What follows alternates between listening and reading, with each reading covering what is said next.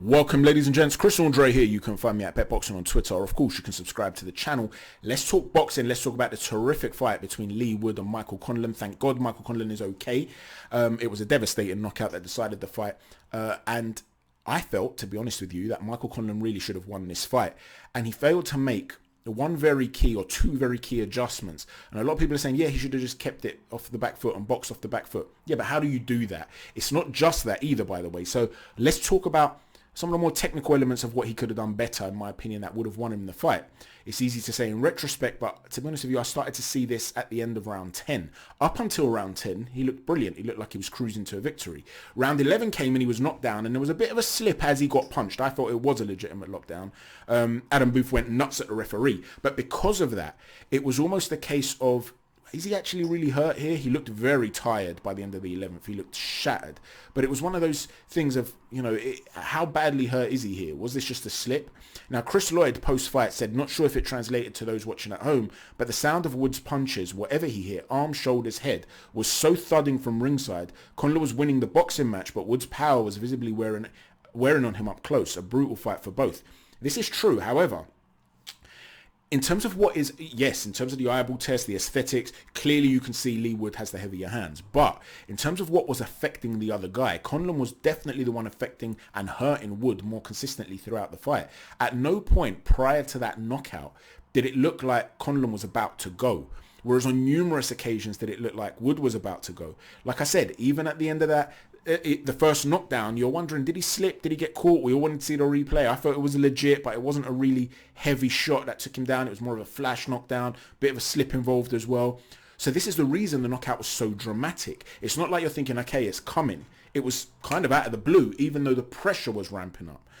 But one of the reasons is that when, like I said, at range, Conlon was doing brilliantly, popping to the body, shaping to go downstairs, drawing that parry down from Leigh Wood, then going upstairs with a hook to hurt him and drop him, and he couldn't miss doing that. A great amount of body work that was really affecting Leigh Wood throughout the course of the fight. Okay, so we saw all these things. However, when he was backed up against the ropes, you also saw that Conlon was very slippery, and he was rolling with shots and changing the height dynamic up on the ropes.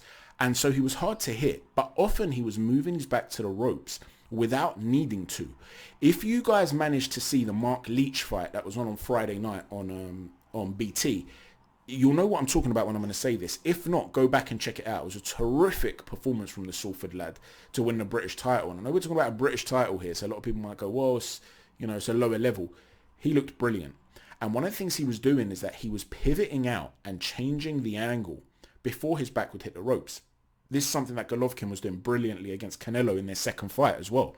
Not one time in the entire fight did Canelo Alvarez, who was desperate to pressure and walk Golovkin down, manage to get his back up against the ropes. Not a single time.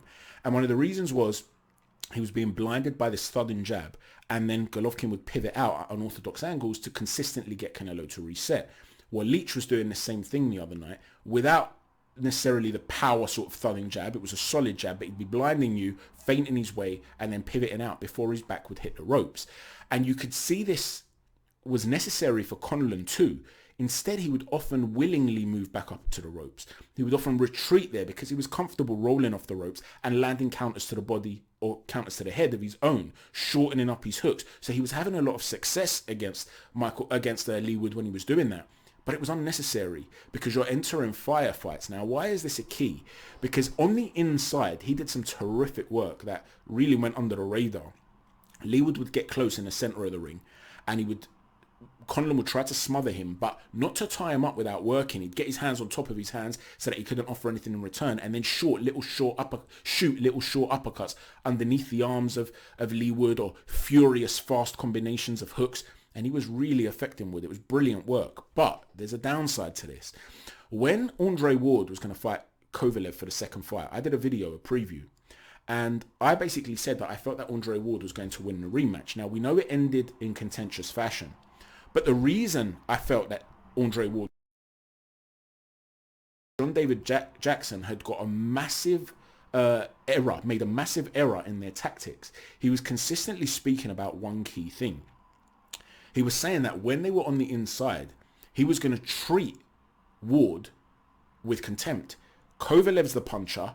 they're going to bang up against each other on the inside, so he's going to let go of his hands. He's going to bang him up on the inside. He's not going to tie up like he did in the first fight, because tying him up, that's what led to Kovalev becoming fatigued as the fight wore on, and as a result it caught up with him and it became a close fight. Kovalev should have won the first, but it was close, and we're not going to give Wood that luxury this time around. If he wants to bang against a puncher, we're going to bang against him on the inside, and we're going to wear him down. That was an error to me, because I explained how, for me, Kovalev had natural stamina issues, which he's spoken about, but at range it was a mismatch. Kovalev was superior, quite vastly superior in my opinion, to Andre Ward at range.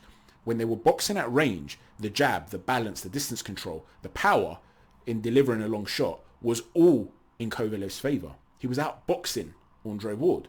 Where Andre Ward was having his success was on the inside. So what Kovalev wanted to do in the first fight, which I thought was the right tactic, was to use that old Sambo grappling training to tie him up and not let him work. Yes, it's physically exerting, but it's exerting on your muscles rather than your lungs. You don't want to be sitting there taking blows to the body. We know Kovalev was reportedly a drinker with a bit of a swollen liver and stuff like that, perhaps. Who knows? If you're that heavy a drinker and an alcoholic, you don't want to be taking those licks to the liver. So instead, stop the work occurring there. Make sure it's only a fight at range. Klitschko style. Well, what Michael Conlan needed to do through the middle rounds, he was brilliant at doing this and punishing Wood. He was making Wood go through hell in order to try and earn what he wanted to earn. But you're fighting Wood's fight. So even in the middle rounds where I felt Conlan was winning the majority of them, he swept the early ones. Even in the middle, I thought he was edging them. Round 8 was a clear round to Wood. I thought round 9, Conlan got on the back foot and started to box at range and changed it up a little bit. But prior to that, in the middle rounds, Conlan was edging them in my opinion, but they were swing rounds. Why would you do that? As you start to get tired. When you're starting to see that you're getting tired, either stay on the back foot like you did in round 9 or tie up.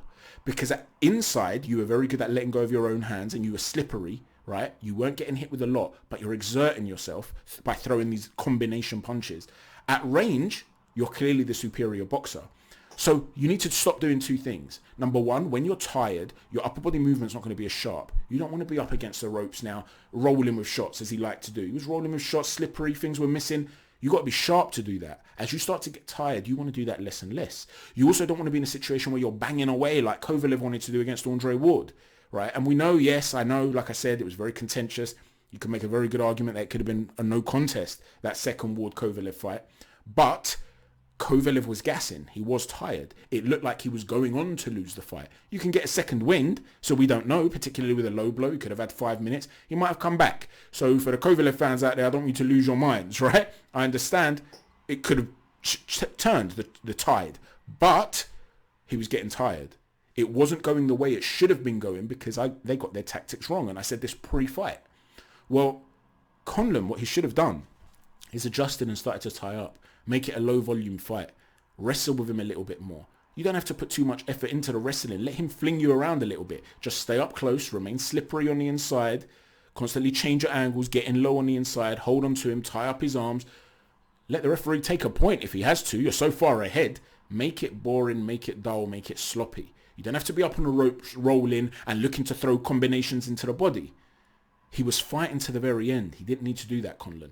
That was the adjustment, in my humble opinion, that he needed to make. He made the error that John David Jackson asked Kovalev to make. But up to a certain point, because up until round 10, it was working brilliantly. After that, last couple of rounds, turn it into a boring affair. He got caught in the end of that big right hand up on the ropes. He sort of fell into it, leant into it, and that was all she wrote. Now, in terms of safety, I will say this. Do you guys remember the TV show The Gladiators? We are the gladiators. You remember that? Do you remember the one that was like the rings and the gladiators got to chase the contestant, grab onto them and pull them off the rings and they drop down? You know those big padded, they're massive, they're like a foot deep of padding. Why don't they have those on the outside of the ring? It's so basic and so simple. You could attach advertisement on it, logos, you know, you can even make a pretty penny from it if you're a promoter. No one sits right at ringside anyway. They're a few feet back regardless. The fighters enter from the corner near the steps. No one's going to fall through the turnbuckle, so the corner doesn't have to have it. So no one has to be standing on that section at all. And that way, God forbid, if someone falls outside the ropes, we've seen it happen to Hopkins, we've seen it happen on many occasions. Instead of just saying, okay, we're going to give a guy 20 seconds to come back in the ring, that's fair enough. But have a pad in there so no one bangs their heads. because it was a scary moment last night, and they semi-broke his fall. What if they didn't semi-break his fall, and he smacked his head on the back of his head on the concrete, right? So little safety features like that, in my opinion, could be brought in. Some people have said, listen, the ropes were very loose. They may have been loose, but if the ropes are tighter, it also has its other problems, because let's say you fall backwards and your cervical spine hits the bottom rope on your way down. If it's too solid, that can cause a problem, serious neck injury. So in terms of the looseness or tightness of the ropes, yeah, okay, I understand if they're too loose, you can potentially fall through, but having them too tight can cause other issues. Whereas if you've got that padding on the outside of the ring, even if a fighter falls through the ropes, he's not going to injure himself hitting the floor from the height of that ring, which is pretty high. If you're falling backwards, it's pretty high. Let me know what you think. Congratulations to Leigh Wood. Brilliant heart that he showed. Michael Conlan's asked to run the fight back. I believe he would win a rematch if he's healthy. We don't know how that affected him at the end, right? We don't know how that's going to affect him going forward. But I do think there was a mismatch in terms of skill.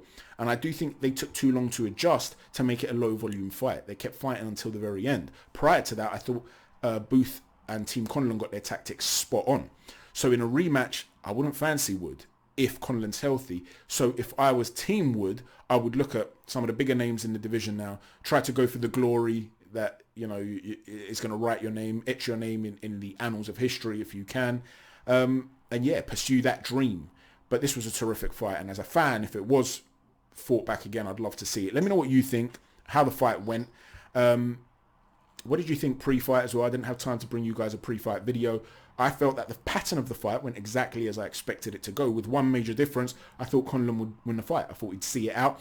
I also didn't expect him to hurt Wood as early as he did, but I'm not surprised that he hurt him. I did think Wood might walk onto some shots, but yeah, I didn't expect it to be such a dramatic ending, of course, and I thought Conlan would have enough to hold on to the win.